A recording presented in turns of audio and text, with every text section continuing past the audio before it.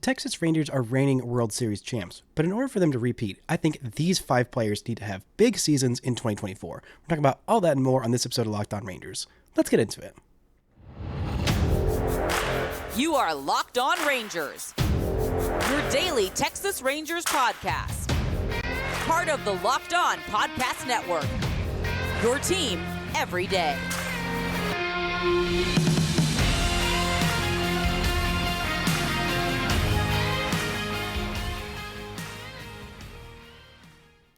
You are locked onto the World Series champion Texas Rangers. I'm Bryce Patrick, a cripplingly addicted Texas Rangers fan covering this team for 10 seasons, including all 5 as the founder and host of this podcast. Thank you all so much for making Locked On Rangers your first listen every single day. If you're not already, you can follow me on Twitter at Bryce Patrick. You can follow the show at Locked On Rangers. Hit subscribe on your favorite podcasting platform and on YouTube, where the best way you can help grow the show is to comment nearly any single thing below.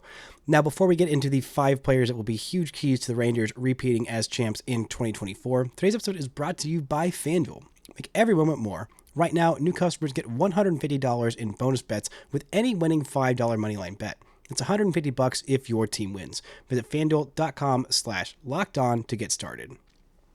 Now, on today's show, I'm breaking down 5 players that is key for the Rangers to get big 2024 seasons from them in order to repeat as champions. Now, I've eliminated the very obvious suspects. Oh, well, Corey Seager needs to do well. Yeah, that feels like very apparent. Oh, Marcus Semien, he's pretty much a sure bet.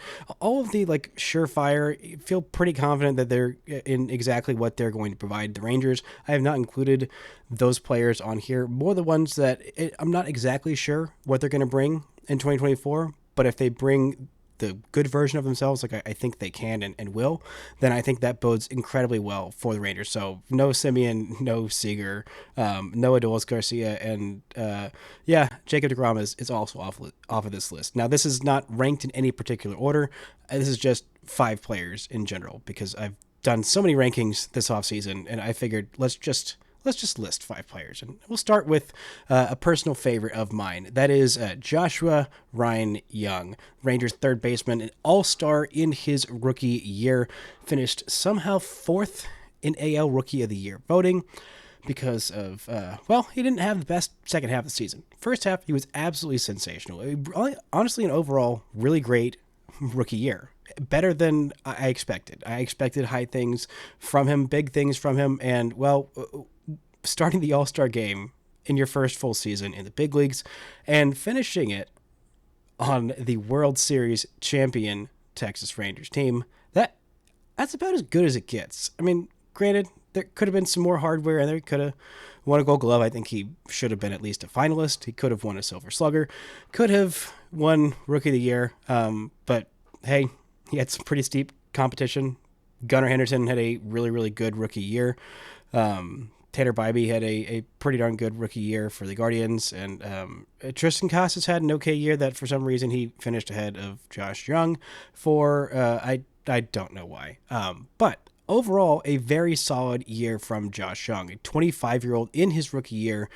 Probably about 2 years ago, I think he was about ready for his big league debut, but again, these stupid random nagging injuries that even he wasn't free from this year. He was free from one that completely took out his season, or took out a massive chunk of the season, but it did impact him quite a bit. That thumb injury, that broken thumb that he suffered in August, right before the Rangers went on their big bad skid, I think that those two things were very connected. Not having Josh Jung's bat in the lineup, lengthening that lineup, and not having Ezekiel Duran play like he was in the first half when he was stepping up for a different injured all-star infielder, like he was in the first half with Corey Seager. He wasn't quite able to replicate those offensive numbers in the second half, and so the Rangers really missed Josh Jung's bat. In the first half, he had an OPS nearly 200 points higher than it was after the All-Star break. Like, it was a staggering difference, 835 OPS in the first half and 638 in the second half.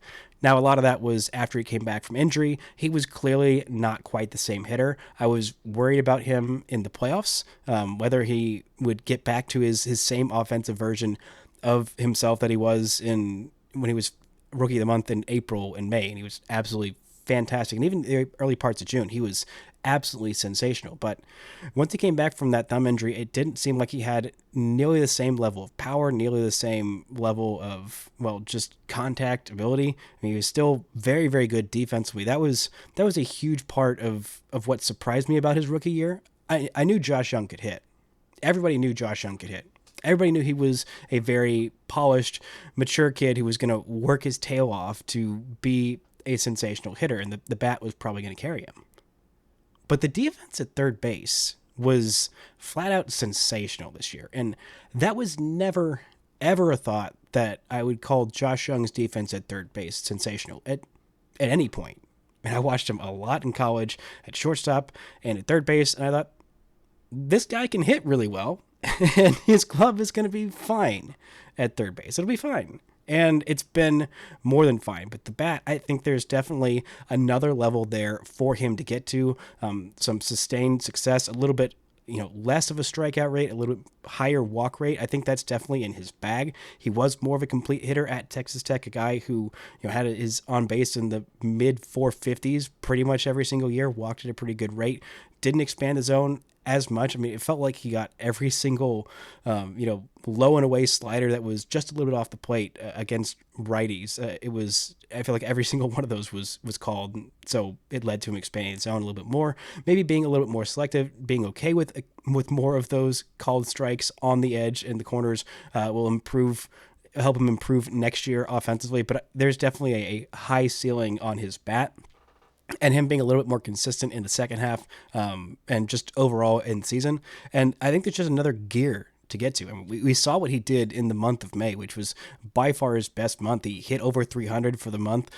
He had an OPS of 917 and 6 bombs in that month. He was just absolutely crushing it that month offensively. And I think he's got a season in him with a 900 plus OPS in his career. I am incredibly impressed by this kid continually. I have doubting what he can do, doubting any phase of his game feels silly at this point. Maybe I should doubt his base running so he can, he'll just automatically become like incredibly fast. Like, this is just a guy who just works his butt off at every single phase of the game. So I think that next year, I think he's happy to, do well in his rookie year, obviously, and win a World Series and be an all-star and have that kind of individual success and that team success. But I don't think he's satisfied with how his rookie year, well, I guess the regular season of his rookie year ended. There is a very high ceiling on this bat, and this is a legit multi-time all-star with the bat. Like, that is his potential. And, he showed it as an all-star starter, not just an all-star, but an all-star starter, which he earned very much with his incredible first half. And in the playoffs, he was really under the radar sensational. He hit 300 in the playoffs in 17 games, 70 plate appearances. He had 3 bombs in the playoffs, and he had an OPS over 1,200 in both of those first 2 series. And it kind of went under the radar how good he was. But even in the World Series, he hit 350.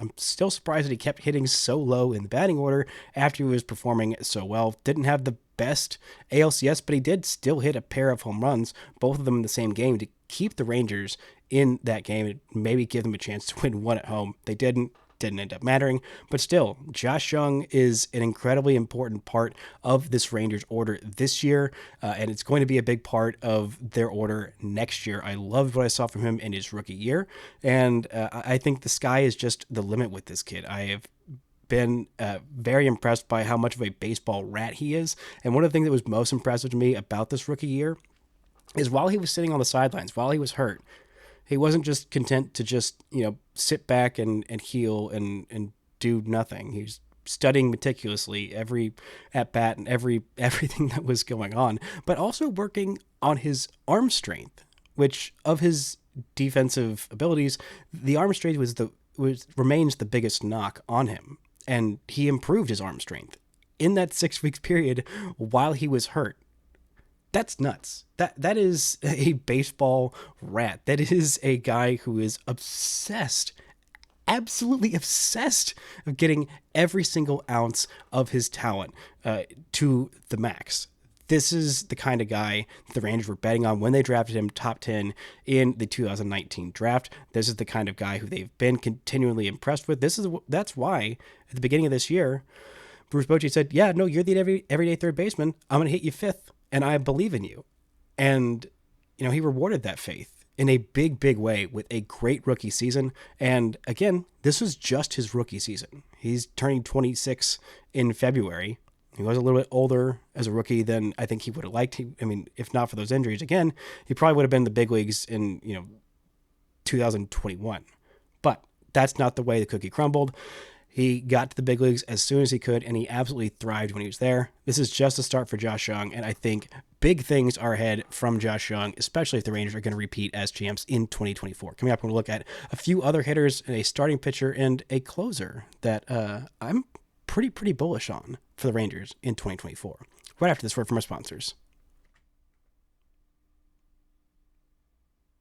This episode is brought to you by FanDuel. Score early this NFL season with FanDuel, America's #1 sportsbook. Right now, new customers get $150 in bonus bets with any winning $5 moneyline bet. It's $150 if your team wins. So if you've been thinking about joining FanDuel, there's no better time to get in on the action. The app is so easy to use. There's a wide range of betting options, including spreads, player props, over-unders, and more. With the Cowboys looking like they are they locked up a playoff berth, which is very exciting. You can go bet on their Super Bowl odds. I'm sure you can get some half decent odds there. Or if you're thinking that the next champion is going to be, if DFW is going to be the Stars, or if you think it's going to be the Mavericks, you can look at all of those odds at FanDuel. So go to FanDuel.com/lockedon and kick off the NFL season. FanDuel, official partner of the NFL. Shout out to the Everydayers for picking Locked On Rangers your first listen every single day. On tomorrow's show, I'll be back and talking about some Rangers pitching prospects who I trust to make an impact on the Rangers rotation in 2024, if anybody, because it is a question at this point. Now, the next guy on this list for 5 players who need to have a big 2024 in order for the Rangers to repeat as World Series champions. Next guy on this list is Nathaniel Lowe. Nathaniel Lowe is a guy who I have many times unfairly criticized, whose trade here was a phenomenal move by John Daniels, by Chris Young, and actually I don't think Chris Young was here at that point, but by JD and company, that I could not see. I did not understand it. I was blind. At first I was afraid. I was petrified. They're staying. I don't know what I'm even referencing there, or why that's relevant, but that's just what popped in my brain. But anyway, Nathaniel Lowe is a guy whose value I did not recognize, and I really saw it in a big way last year. Not in 2023 as much. In 2023, we did see, again, huge defensive improvements from him and from Josh Jung, to going from the corner infielders looking like defensive liabilities to defensive studs, and even winning a Gold Glove. In 2022, Nathaniel Lowe was a Silver Slugger at a position where it's all about that offense, and he was the best offensive first baseman in the American League, I should say, in 2022. Which is a phenomenal feat. Absolutely phenomenal. And this year, the offense wasn't quite there as much. Nathaniel Lowe had a pretty good offensive year, but he spent most of the year backing up Corey Seager as the number 3 hitter in this lineup. The on-base was sensational. As always, a career high, actually, in on-base. He's been very, very close in his 3 years with the Rangers. In 2021, it was 357. Went up 1 point in 2022. Went up 2 points to a career high 360 this year, but the OPS overall was down nearly 76 points from last year. The home runs were down by 10. The doubles were up by 12, but it just did not have that same oomph, that same juice in his bat. While the defense was vastly improved, he became a little bit more passive at the plate than he was in years past. He has always been a very patient hitter. The raw power has always been there at the top end of the scale. Once he really gets a hold of one, when Nathaniel Lowe really gets a hold of one, it goes a country mile, because that dude is crazy strong. We saw it in his postseason home runs. Whenever he got a hold of one, it went a freaking mile. But those home runs were fewer and farther between this year, and it was a little disappointing. And I know he was disappointed in himself. He was dealing with, family issues, his mom being sick with brain cancer. I think that definitely affected how he was playing in the second half of this season. I mean, how can it not affect, everything about what you're doing, being worrying about your family and everything going on with that? But he still produced solid numbers this year, and there is still a very, very good hitter in there. And I mean, even at 774 OPS, he was still above league average with the stick at a premium offensive position, 11% better than league average according to his OPS plus this year. So still a very valuable player, but not quite the same offensive force that he was in 2022. And again, he was just 27 years old. I mean, that was his second really full year in the big leagues. I mean, 2021 was his first full season in the big leagues, and this year he played a career high in games at 161. He only missed one game during the regular season all year, and he was a staple of that lineup and a big part of why the Rangers were scoring so many runs, even though he wasn't doing damage as much, with the extra base hits, or I guess specifically the home runs. He was still working deep counts. He was seeing a lot of pitches. He was very, very good at working walks and not expanding the zone and allowing other hitters around him to see more pitches and see what the pitchers look like. And that is a very valuable skill set. I think there's another level for him to get back to. Obviously, the offensive production of 2022, I think that's definitely repeatable. If you add that, a Silver Slugger offensive year plus a Gold Glove defensive year, that is an incredible first baseman. Again, he's the best first baseman the Rangers have had since Mark Teixeira. And it's, as much as I love Mitch Moreland and the many, many first basemen that have been on the Rangers since Mark Teixeira, Nathaniel Lowe is the best one since then, and it's not particularly close. I think he's primed for a big year. Love what he brings the Rangers, just in general. And offensively, I think there is a big step forward, or I guess step kind of forward, back, whatever, step back to where he was in 2022, that if he gets there, plus what he's done with his glove, that is one of the best first basemen in all of baseball. Next guy on this list is a starting pitcher that you may not think about a whole lot, but Jon Gray, I think, is sneaky very, very important to the Rangers in 2024. Again, we've already talked about this week about how many of the Rangers starting pitchers, 3 of them, are going to be out until at least midseason. DeGrom probably till August. If it's August, maybe it's September. Maybe it's the end of September. Who even knows at this point? Even with the other guys, Mally's coming off Tommy John surgery. That's a little bit more predictable, and he's a little bit younger than the other guys. But Scherzer is going to turn 40 this year, and so you're not really sure about the timeline. You're pretty sure, but you're not entirely sure about the timeline of when he comes back. And Nathan Eovaldi has had his injury issues, and last year we saw what putting a huge heavy workload did to him. Martin Perez is not coming back. He is going to the Pirates, which is a huge bummer for me, but wishing him all the best. But just having another solid adult in the room, in the rotation. Jon Gray is that, and he was very, very durable last year. Suffering those 2 liners at 114 or whatever miles an hour that he suffered, that both looked like they would break bones, but didn't.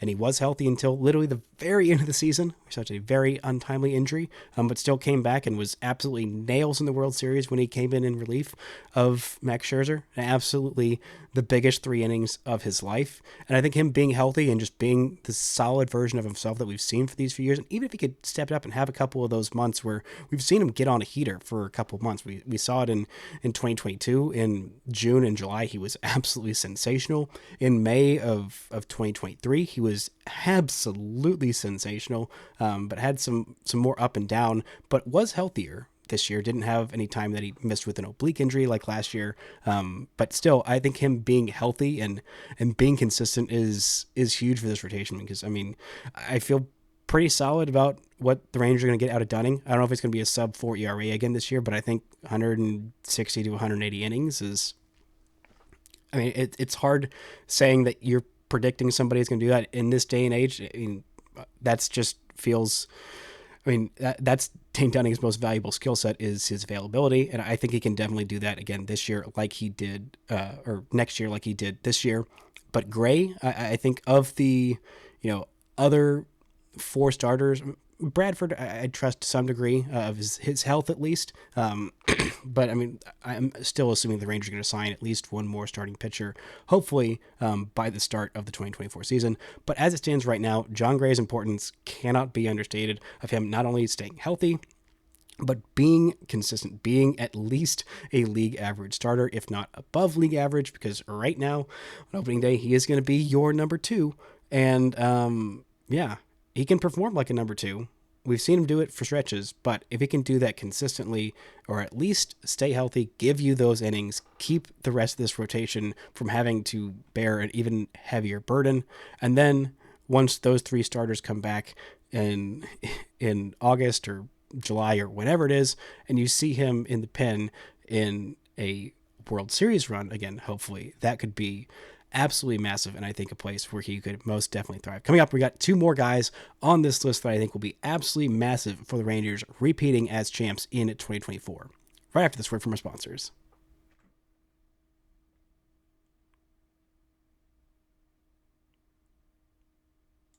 Shout out to the Everydayers for making Locked On Rangers your first listen every single day. On Friday's show, I'll be back with Jason Burke, former host of Locked On A's, doing our annual holiday tradition of a Festivus episode, a little bit of a different tradition we've done for 3-4 years now. Very silly, very fun, and should be a whole heap of joy. For those of you new listeners, talk to the OGs. This is one of my favorite episodes to do every single year. Very different, but very, very fun. Now, the next guy on this list of 5 players that need to have big seasons in 2024 for the Texas Rangers to repeat as World Series champs is Evan Carter. This is a guy whose 2024 season I find very difficult to predict. I mean, on the one hand, he was absolutely sensational, like truly astoundingly good in his short time in the big leagues in 2023.